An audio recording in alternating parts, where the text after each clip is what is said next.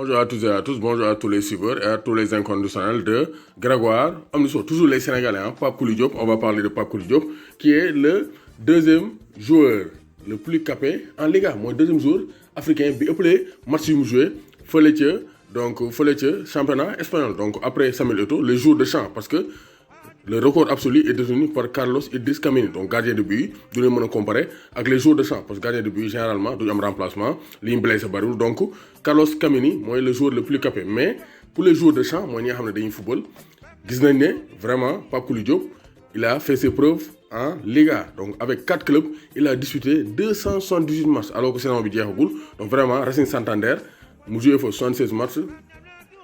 Levante 85, Espanyol Barcelone 53, Eibar 64. Donc ça fait 278 matchs. Donc Samuel Eto'o moom am na 279 matchs. Donc ce qui fait de lui le joueur de champ le plus capé en Liga. Donc Pape Kouli Diop bu saison bi continuer il va battre le record de Samuel Eto'o. Donc UEFA trouvé nañ accord avec les clubs pour continuer la saison. Donc bu ñu nee UEFA mooy gérer Ligue Europa ak Ligue des Champions. Donc d'après Alexander Seferin, donc l'UEFA donc va permettre la reprise de la Ligue des Champions, mais aussi donc de la Ligue Europa. Donc pour le début de la saison prochaine, les joueurs devraient avoir 21 jours de vacances. Donc 21 jours de vacances, mois de septembre, avant de démarrer la saison en octobre. Donc situation exceptionnelle, mesure exceptionnelle. Donc Sadio Mané bokk na ci top 5 des joueurs les plus chers actuellement au monde. Donc Sadio Mané moom il est évalué à 150 millions d'euros. Donc joueur bi gën a cher actuellement Kylian Mbappé, Raheem Sterling top bi, Sadio Mané 3e devant Harry Kane et Mohamed Salah. Messi 9e sans Cristiano Ronaldo dans le top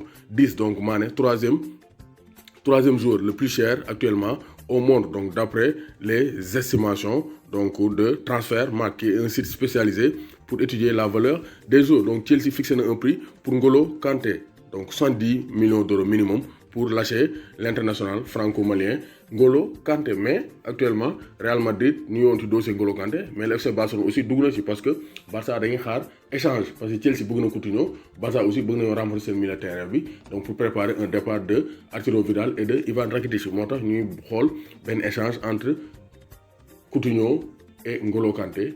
Kanté ñëw Barça, Coutinho dem Chelsea. Barça aussi am nañ plan B, c'est Alexander Isak, donc le jeune international suédois de la Real Sociedad de 20 ans. moom la ñuy jéem a xool en cas d'échec du dossier Lautaro Martinez, parce que Griezmann nee na du marchandise, du yàpp bu ñuy jël di ko échanger. Donc vraiment Barça donc staff Griezmann nee nañ respecté Griezmann, parce que mënuñu ñëw Barça imposé wu ñu bëgg ko transféré wala di ko jéem a dugal ci transferu Lautaro Martinez. Donc clan Griezmann nee nañ parewuñ pour quitter Barça, ils veulent rester et s'imposer en Catalogne. Donc loolu moo nekkoon quelques informations par rapport à l'actualité du football mondial. Donc gis nañu aussi pour les meilleurs dribbleurs, Adama Traoré devance Lionel Messi et Thiago Alcantara. Donc gis nañu ne Adama Traoré est le meilleur dribbleur en Europe. Donc Adama Traoré am na donc 145 dribbles. Donc le joueur d'origine donc malienne am na 145 dribbles. Lionel Messi am na 118 dribbles. Donc Jérémy Boga